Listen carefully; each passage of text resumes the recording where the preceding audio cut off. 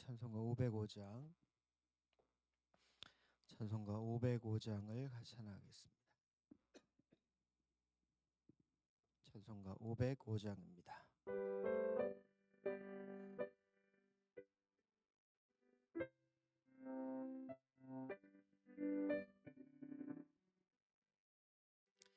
온 세상 위하여 나 복음 전하리. 만 백성 모두 나와서 주 말씀 들으라. 죄 중에 빠져서 헤매는 자들아, 주님의 음성 듣고서 너 구원 받으라. 전하고 기도해 매일 증인 되리라.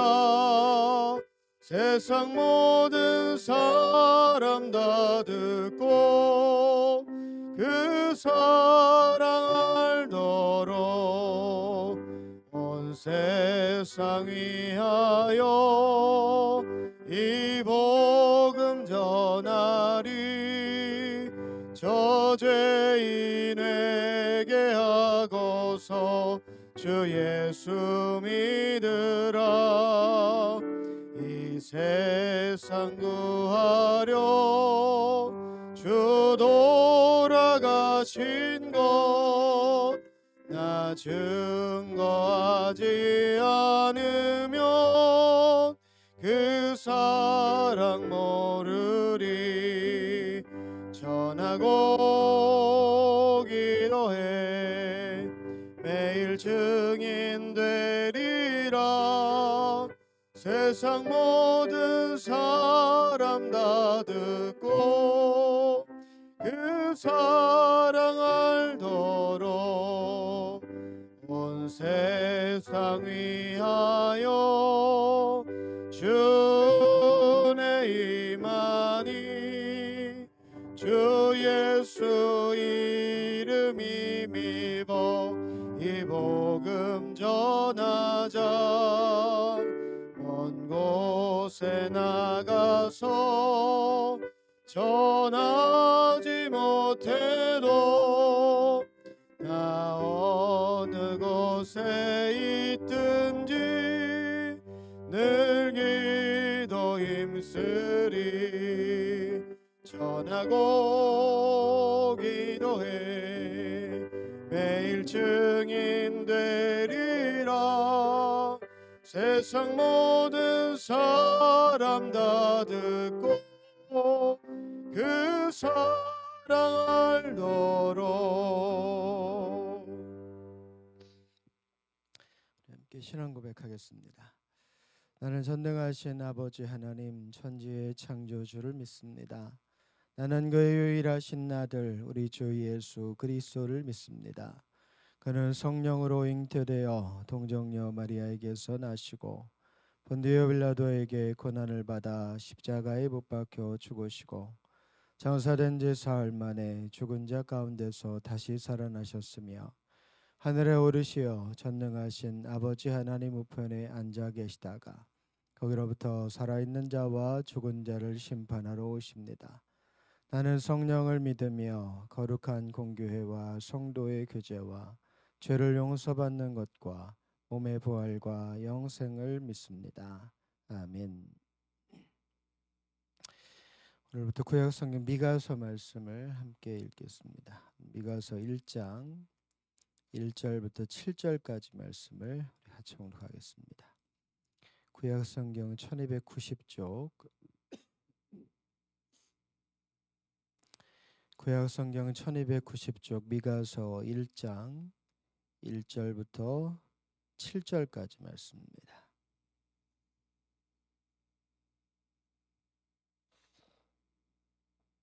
미가서 1장 1절부터 7절까지 말씀을 우리 천천히 같이 공독하겠습니다. 말씀을 같이 했습니다. 유다의 왕들 요담과 아하스와 히스기야 시대에 모레셋 사람 미가에게 임한 여호와의 말씀 곧 사마리아와 예루살렘에 관한 묵시라. 백성들아 너희는 다 들을지어다. 땅과 거기에 있는 모든 것들아 자세히 들을지어다. 주 여호와께서 너희에게 대하여 증언하시되 곧 주께서 성전에서 그리하실 것이니라.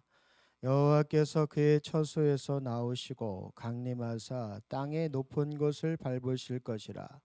그 아래에서 산들이 높고 골짜기들이 갈라지기를 불 앞에 밀초 같고 비탈로 쏟아지는 물 같을 것이니 이는 다 야곱의 허물로 말미암음이요 이스라엘 족속의 죄로 말미암음이라.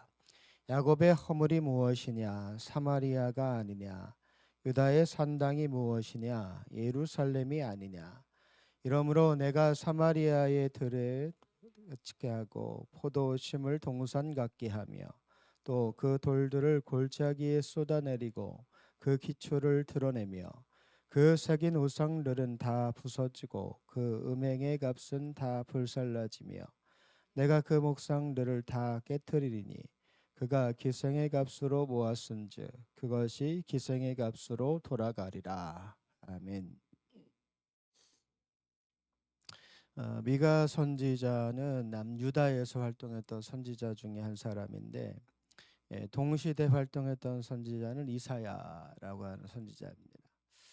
우리가 머릿속에 기억하고 있는 여러 선지자들이 있죠. 뭐 북이스라엘은 대표적으로 엘리야와 엘리사 같은 선지자가 있고 남유다에 있는 이사야, 미가, 또 예레미야라고 하는 그런 선지자들이 있어요.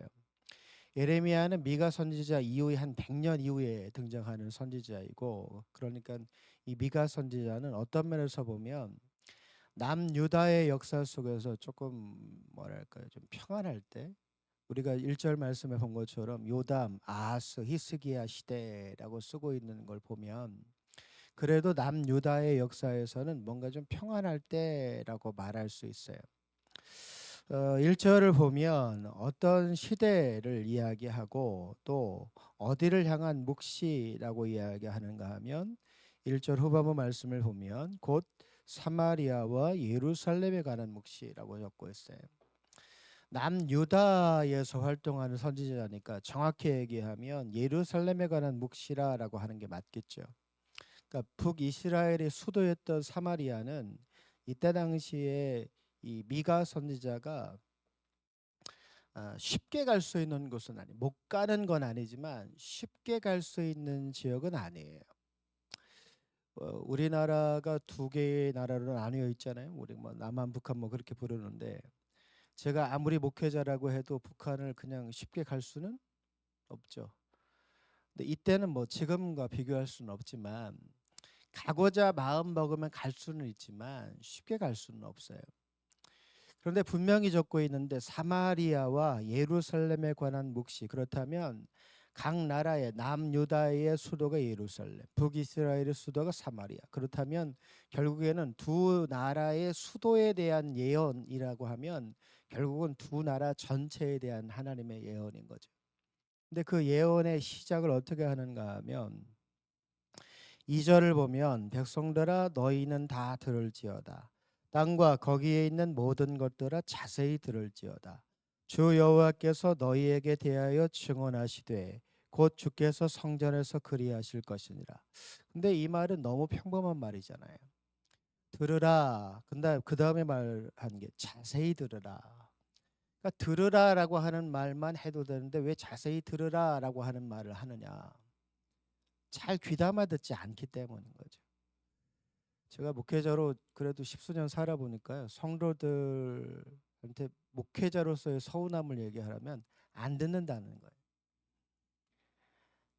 제가 똑같은 말을 여러 번 반복해도 그거에 대해서 계속해서 물어요. 혹은 제가 똑같은 말을 여러 번 반복했는데도 마치 처음 듣는 것처럼 얘기를 해요.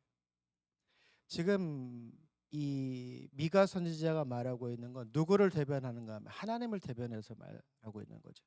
하나님께서 그렇게 느끼신다는 거예요. 들어라, 자세히 들어라. 그러니까 듣지 않는다는 말이에요, 결국에는. 근데 그 다음 하시는 말이 뭐냐면 주 여호와께서 너희에 대하여 증언하시되, 그럼 하나님이 누구에 대해 말씀하시겠어요? 당연히 이스라엘에 대해서 말씀하시되 너희에 대해서 말씀하시되 주 곧 주께서 성전에서 그리하실 것이라. 당연한 거잖아요. 하나님의 성전에서 말씀하신다. 당연한 거예요. 그걸 이스라엘 백성이 듣는다. 당연한 거죠. 근데 안 듣고 또 거기에서 성전에서 하나님 말씀하시는데 어떻게 받아들이는가 하면 하나님의 말씀하셔? 그런가 보다.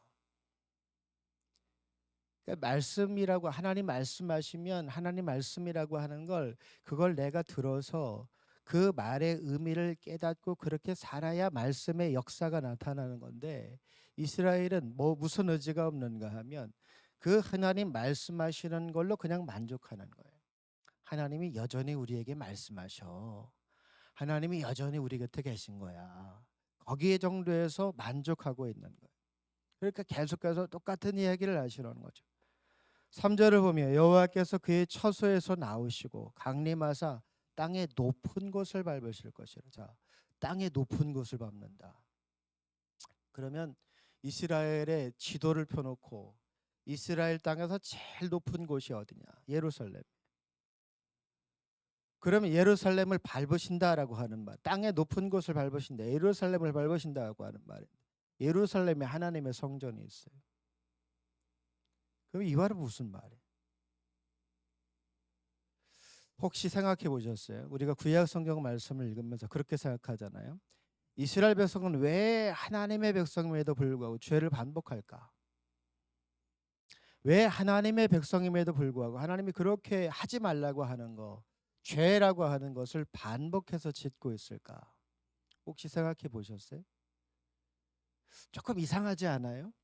하나님이 아브라함으로부터 택해서 이스라엘 민족을 세우시고 그들에게 가나안이라고 하는 약속의 땅까지 허락하시고 거기까지 친히 그들을 인도해 가셨음에도 불구하고 이스라엘은 계속해서 죄라고 하는 걸 반복해서 지어요. 왜 그럴까요? 이게 이해가 되는 상황은 아니잖아요. 하나님의 백성, 자기들의 입으로도 우리는 하나님의 백성이야. 근데 여전히 계속해서 시대만 다를 뿐이지 반복해서 죄를 지어요. 그러니까 이런 생각도 들어. 이스라엘 백성이 죄를 지니까 그 가운데 조금만 나은 누구만 등장하면 그 사람이 신앙의 위인이 되는구나. 조금만 나으면 돼요. 이스라엘 백성은 안 들으니까 계속해서 죄를 반복하니까 그렇게만 안 하면 위인이 되는 거예요. 신앙적으로. 근데 왜 이스라엘은 반복해서 죄를 지을까요? 구약의 학자들이 얘기하는 결론, 또 신약의 학자들이 이야기하는 결론이 각기 다르긴 하지만 학자들의 견해에 따르면 이스라엘 백성이 반복해서 죄를 짓는 이유를 뭐라고 생각하는가 하면 하나님의 백성이기 때문이라는 거예요. 이해가 안 되죠. 하나님의 백성인데 왜 하나님 앞에 죄를 지을까? 근데 이 말을 조금 심각하게 생각해 보면 내가 하나님의 백성이니까 나는 죄를 지어도 괜찮다가 따라오는 거예요. 내가 하나님의 백성이니까 나는 죄를 지어도 괜찮아. 왜? 내가 자녀를 키워보니까 자녀가 무슨 죄를 지어도 부모는 용서해요, 질책해요. 결국은 용서하죠. 그러니까 괜찮을 거라는 거예요. 이게 구약학자들이 일반적으로 얘기하는 이유예요. 근데 제가 생각하는 이유는 뭐냐면 과거에 갇혀 있기 때문. 현재를 살면서도 과거에 갇혀 있어요. 누구나의 인생에든 어떤 사람의 인생이든 화려했던 때가 있어요. 행복했던 때, 누구에게도 자랑스럽게 말하면서 내가 이런 때가 있었어 말할 만한 때가 누구에게나 다 있어요. 그런데 그 시간에 갇혀 사는 사람이 있고 현재를 사는 사람이 있어요. 근데 이 세상 모든 사람들은 과거를 사는 게 아니라 현재를 살죠. 나는 지나간 과거를 사는 게 아니에요. 과거에 내가 아무리 화려했고 내가 과거에 아무리 누구 못지않은 인생을 살았어도 지금 그렇지 않으면 아무짝에도 쓸모없는 거예요.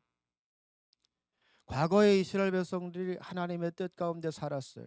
하나님께서 그들을 통치하셨고 그들에게 복을 주셨고 그 애굽에서 구출하셔서 가나안이라고 하는 좋은 땅을 허락하셨고 거기에 들어가서 일곱 족속을 몰아내고 화려한 인생을 살았어요. 근데 거기에 갇혀 있으니까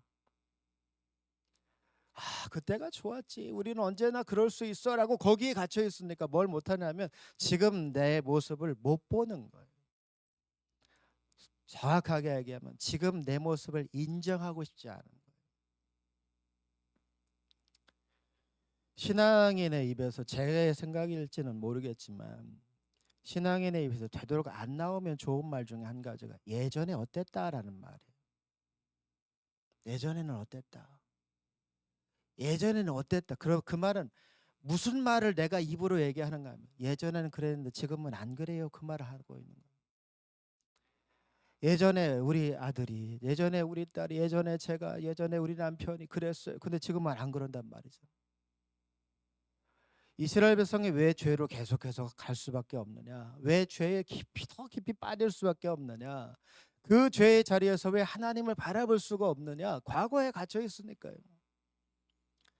나는 그래도 괜찮다고 생각하니까 죄에 계속 갇히는 거예요.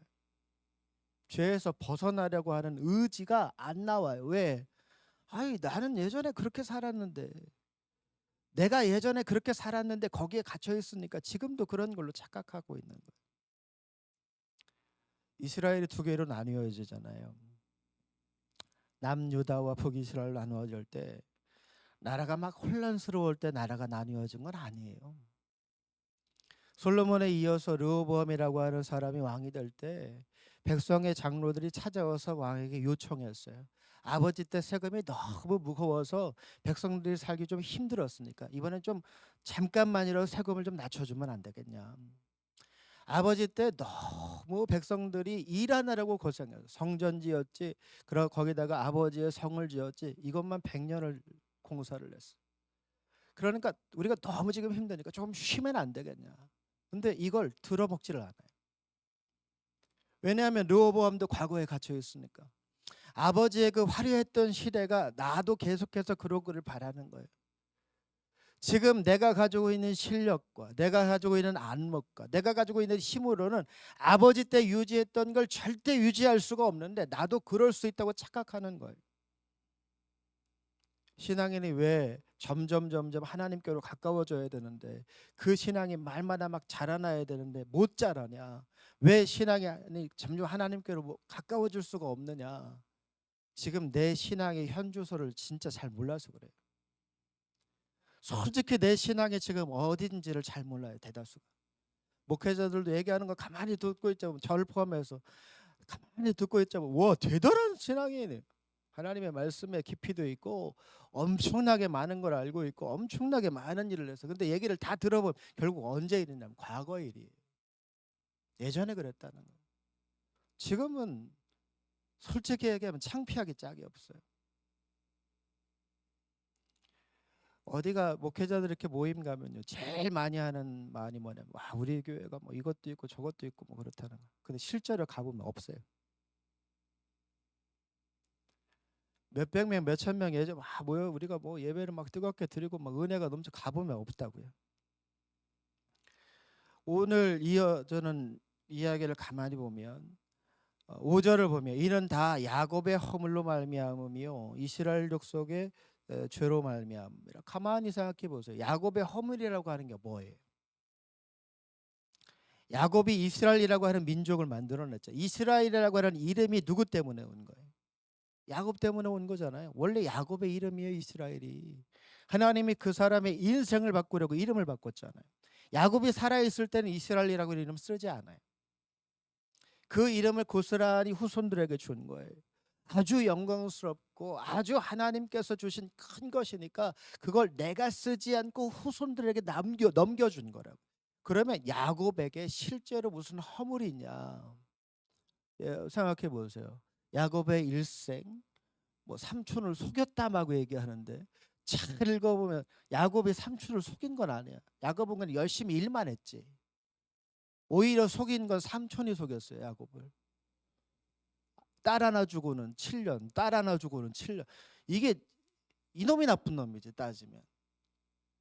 야곱은 거짓말하거나 누구를 속인 거라고 굳이 따져서 얘기하면 형을 속인 것밖에 없는데, 아버지를 속인 것밖에 없는데, 그것도 야곱이 속이려고 마음 먹고 속인 게 아니라 누구 때문에 속인 거예요? 엄마 때문에 속인 거예요. 세상 천지에 제일 불쌍하고 가엾은 사람 제가 보기엔 야곱이에요. 야곱은 그런 의도를 한 적이 없어요. 일생을 그렇게 살았어요. 그런데 자기 제일 사랑하는 아내한테 얻은 요셉 뺏기죠. 뺏기잖아요. 그것도 내가 뭘 잘못한 게 아니에요. 내가 뭘 잘못한 게 아니에요. 내가 사랑하는 사람에게서 얻은 아들이라 조금 더 귀하게 여겼는데 다른 아들들이 시샘해서 그렇게 된 거죠. 야곱의 허물이라고 할 게 없어요. 정확히 이 야곱의 허물이라고 하는 건 북이스라엘의 허물을 얘기하는 거예요. 북이스라엘의 허물. 야곱의 12아들 12지파 중에서 제일 많은 지파가 북이스라엘로 가니까 남해는 유다와 레위 지파와 베냐민 지파가 남두고 싹 위로 올라가니까, 원래는 베냐민과 유다 지파만 남아 있었어요. 레위 지파도 같이 쫓아 올라갔다가 올라가 보니까 여로보암이 우상질하니까 거기에 레위 지파가 차마 있을 수가 없어서 그냥 다시 내려온 거라고요. 그러니까 그 수를 얘기하는 거예요. 그 수 많은 사람들이 죄를 짓는 그 우상의 자리에 있었다. 그걸 야곱의 허물로 얘기해. 야곱이 참 억울할 거예요, 이런 얘기 들으면. 근데 그 다음에 이어지는 말들도 뭐냐? 야곱의 허물이 무엇이냐? 사마리아가 아니냐? 유다의 산당이 무엇이냐? 예루살렘이 아니냐? 남유다와 북이스라엘이 공통적으로 하는 잘못은 100%다 누구 때문인가 하면 그들의 조상인 솔로몬 때문이에요. 솔로몬이 막 번성할 때 하나님의 성전을 짓고 성전을 봉헌하며 드렸던 그 기도만큼만 솔로몬이 끝까지 살았다면 이렇게 될 리가 없어요. 근데 마지막에 판단력이 흐려지고 영적인 눈이 흐려지니까 그때부터 자기들의 아내한테 마음을 빼앗겨서 전국 곳곳에, 그리고 또 하나님의 성전 맞은편에 우상을 짓기 시작하고 산당을 짓기 시작해요. 그때 지은 게 3,000개가 넘어. 결국에 얘기하면 누구의 허물이냐? 솔로몬의 허물. 정확하게 얘기한다면 솔로몬의 허물이에요. 근데 하나님은 그 허물을 한 사람의 허물이라고 말씀하시는 게 아니라 이스라엘 전체의 허물이라고 보시는 거예요.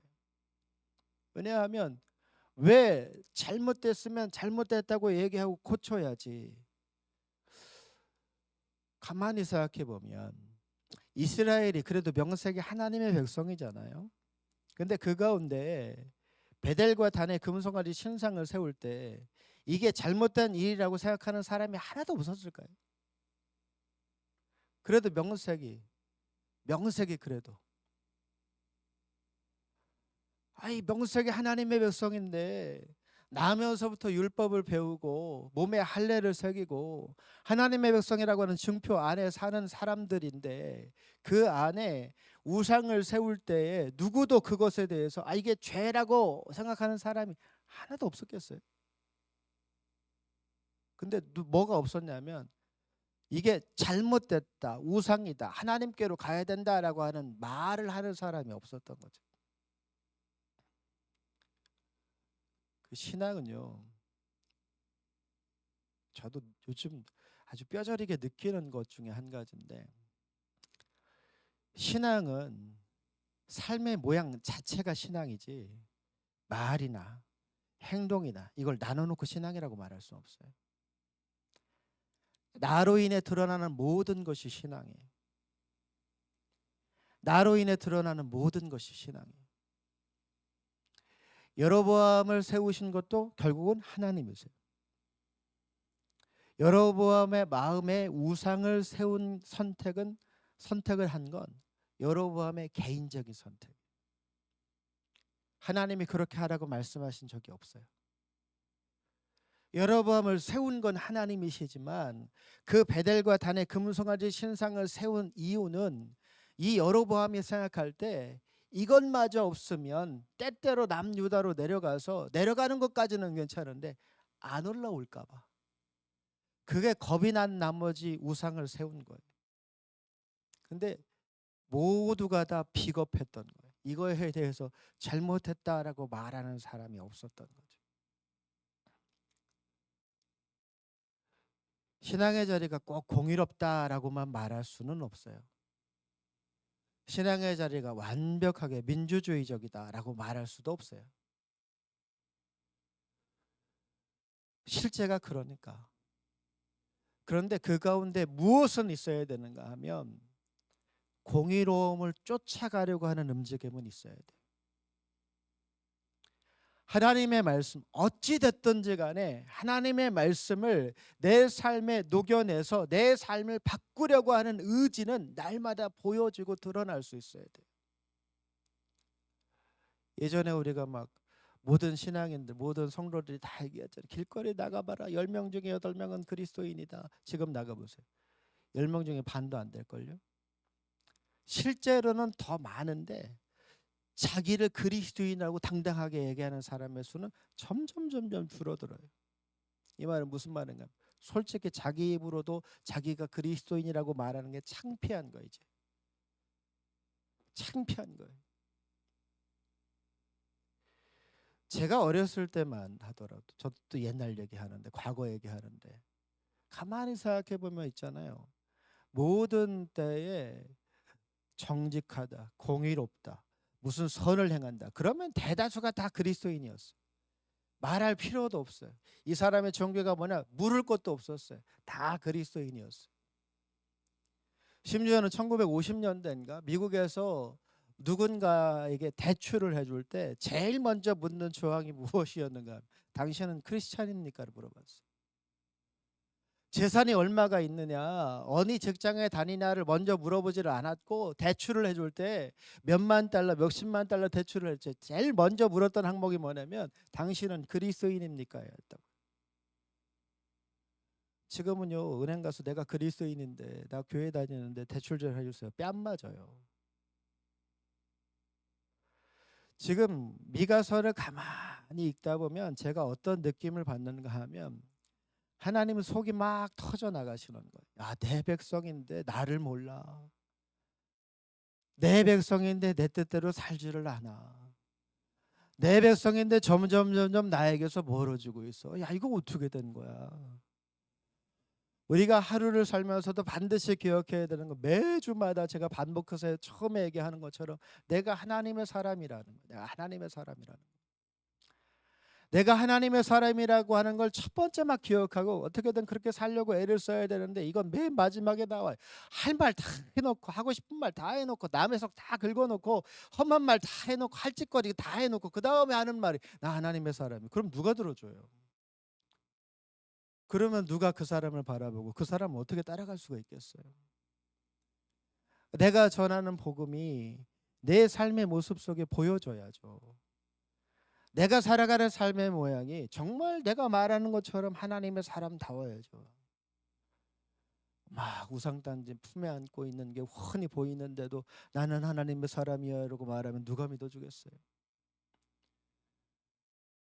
기가 막힌 우리 교회는 안 그러기를 바라지만 안 그랬으면 좋겠지만 제가 죽을 때까지는 그런 걸 안 보면 좋겠지만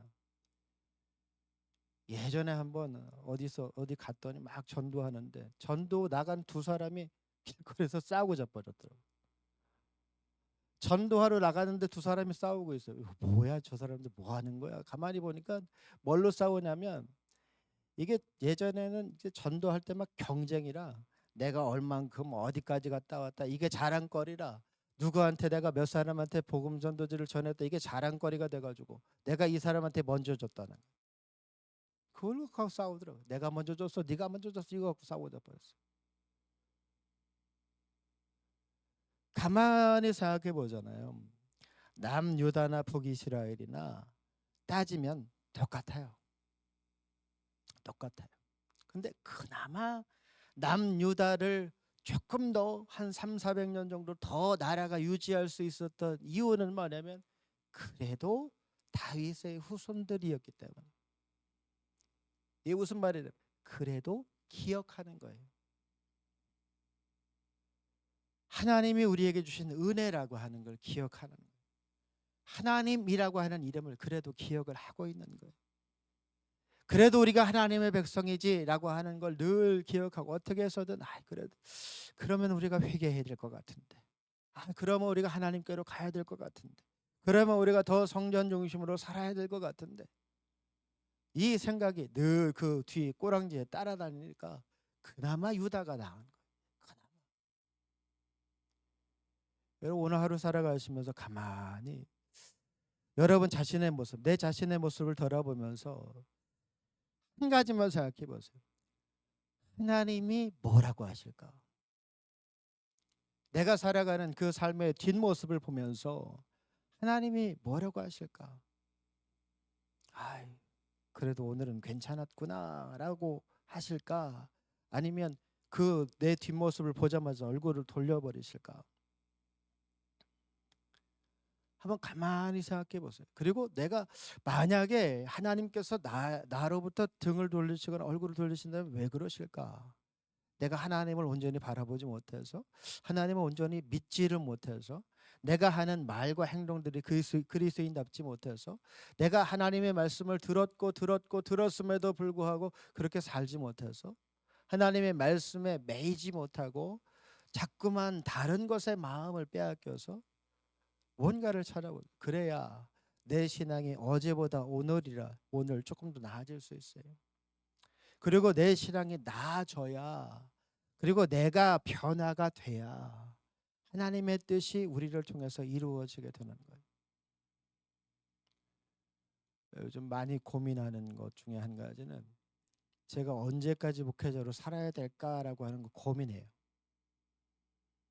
그냥 막연하게 내가 우리 교단에서 허락한 법이 71세까지 보장되어 있으니까 그때까지 그냥 목회자로 살면 되는 건가? 아니면 어떤 목회적 상황과 현실 속에서 내가 뭔가를 할 수 없을 때가 되면 스스로 물러내야 맞는 건가? 목사라고 하는 직임이 항존직이거든요. 항존직이라고 하는 말은 죽을 때까지 그게 유지된다는 말이에요. 여러분이 받으시는 권사와 안수집사와 장로의 직분이 항존직이에요. 내가 스스로 이걸 거부하지 않는 한, 혹은 내가 이 보여야 될 어떤 덕목에서 크게 벗어나지 않는 한 누구도 나에게서 이 직임을 뺏어갈 수 없어요. 그게 항존직이에요. 근데 그렇다고 하더라도 내가 그렇게 살지를 못하는데 그걸 계속 유지하는 게 옳을까? 미가서 말씀을 우리가 앞으로 계속해서 읽어가겠지만, 정말 몇 장 되지 않지만 미가서 말씀을 읽어가면서 무엇보다 한번 생각해 보세요. 내가 지금 어느 때를 살아가고 있나? 현재를 살아가고 있나? 과거의 마음을 두고 현재를 살아가고 있나? 아니면 과거에 매여 있나? 그러면 우리가 나아질 수 없어요. 계속해서 우리도 죄를 지으며 살 수밖에 없어요. 현재를 살아야 돼요. 오늘이라고 하는 시간을 살아야 돼요. 오늘이라고 하는 시간을 살면서 그 시간 속에서 내가 무엇을 해야 될까를 고민해야 되고, 한 가지라도 떠오르면 그렇게 살아야 되는 거예요. 그래야 내 삶이 변하고, 그래야 나를 통해 하나님 나라가 세워질 수 있어요. 여러분 오늘 하루의 시간이 무엇보다 그런 믿음의 하루가 되어서 하나님께서 여러분의 인생을 꼭 붙잡으실 뿐 아니라 여러분의 삶 속에 하나님의 은혜가 날마다 더해질 수 있기를 주님의 이름으로 축복합니다. 함께 기도하겠습니다. 하나님이 아침에도 우리의 마음을 붙잡아 주시고 믿음의 자리에 서서 하나님을 따르고 하나님을 의지하며 하나님의 사람으로 살게 하여 주옵소서. 한순간도 의심하거나 염려하거나 헛된 것에 마음을 빼앗기지 않고 하나님께서 원하시는 믿는 자의 삶을 현재 오늘을 살아가는 삶의 모양으로 우리가 가지고 있는 믿음을 보이고, 우리가 가지고 있는 믿음으로 세상을 변화시키고, 우리가 가지고 있는 믿음으로 하나님 나라 세워갈 수 있는 저희 모두가 되게 하여 주옵소서. 믿음을 가지고 하루를 시작합니다. 하나님은 오늘도 우리 곁에 역사하시고, 하나님은 오늘도 우리의 삶 속에 함께 하시며, 하나님은 오늘도 모든 것을 이루어 주실 줄로 믿습니다. 하나님을 바라보고 하나님을 따라가며 하나님의 사람으로 능히 이루어야 될 모든 것을 이루어갈 수 있는 믿음의 하루 살게 하여 주옵소서.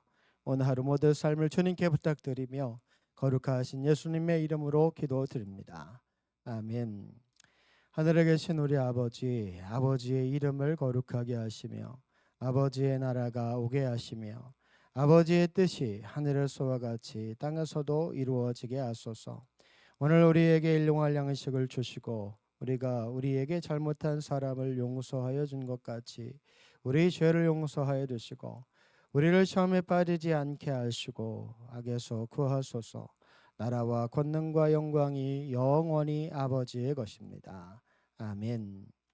이 아침 함께 기도하실 때 하나님, 우리가 과거에 매이지 않고 현재를 살아갈 수 있도록 도와주시고 하나님의 사람임을 내가 사는 삶의 모양 전부를 통하여 증명하며 하나님의 살아계심을 보일 수 있는 믿음의 삶을 살게 하여 주옵소서. 내가 오늘 하루를 믿음의 사람으로 사는 것으로, 그리스도인으로 사는 것으로 내가 사는 삶의 현장이 변화되어지고 하나님의 역사가 나타날 수 있는 은혜의 하루, 믿음의 하루, 소망의 하루 살게 하여 주옵소서. 우리 주여 한번 부르시고 통성으로 함께 기도합니다. 주여, 하나님의 아침에도 하나님의 역사하심과 함께 하심을 의지하며 간구하여 기도합니다. 우리 인생의 걸음걸음에 함께 하시는 아버지 하나님, 모든 순간 역사하시며 모든 순간 함께 하시는 아버지 하나님, 하나님의 은혜가, 하나님의 역사하심이, 하나님의 동행하심이 우리의 삶 속에 더해져서 어떤 순간에도 흔들리지 않고 하나님의 사람답게 살고 하나님의 뜻을 드러내며 살며 하나님의 은혜를 드러내고 은혜 가운데 살아갈 수 있는 저희 모두가 되게 하여 주옵소서. 하루를 시작합니다. 누구보다 감사와 은혜가 머무는 하루를 살아갈 수 있도록 도와주시고 누구보다 하나님의 살아계심과 역사하심을 의지하며 오늘을 살아갈 수 있는 저희 모두가 되게 하여 주옵소서. 믿음의 자리에서 하나님을 바라보고 믿음의 자리에서 하나님을 의지하며 믿음의 자리에서 성령의 은혜를 세워갈 수 있는 저희 모두가 되게 하여 주옵소서. 간구하며 기도합니다. 아버지 하나님의 뜻이 우리의 삶의 모양을 통하여 이루어지고 아버지 하나님의 놀라우신 사랑이 우리의 삶의 모양을 통하여 세워질 수 있는 믿음과 소망의 삶을 살게 하여 주옵소서. 오늘을 살아가는 내가 누구인지를 잊지 않고 내가 하나님의 사람인 거로, 내가 하나님의 사람인 거로 오늘 나를 통하여 이루어져야 되고 세상 속에 보여져야 될 하나님의 뜻이 무엇인가를 잘 분별하고 언제나 어디서나 하나님의 사람됨을 증명하며 하나님의 역사를 세워갈 수 있는 저희 모두가 되게 하여 주옵소서. 믿음으로 하나님을 바라봅니다. 믿음으로 하나님을 의지합니다. 믿음으로 성령의 역사가 우리를 통하여 이루어지기를 소원합니다. 이 아침 기도하며 나아가는 모든 심령 위에 하나님의 손길을 더하시고 언제나 어디서나 하나님의 살아계심과 역사하심을 반드시 의지하며 아버지의 뜻을 세워갈 수 있는 주님의 일꾼 되게 하여 주옵소서.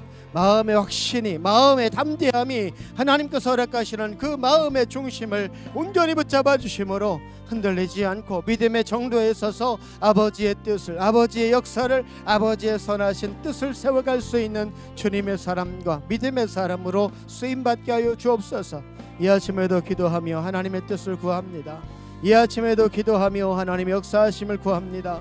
이 아침에도 기도하며 하나님의 이끄심을 소원합니다. 하나님 순종의 용기로 하나님 말씀하시는 전도를 이루어내고 하나님의 온전한 믿음의 모습으로 하나님의 말씀을 이루어갈 수 있는 저희 모두가 되게 하여 주옵소서.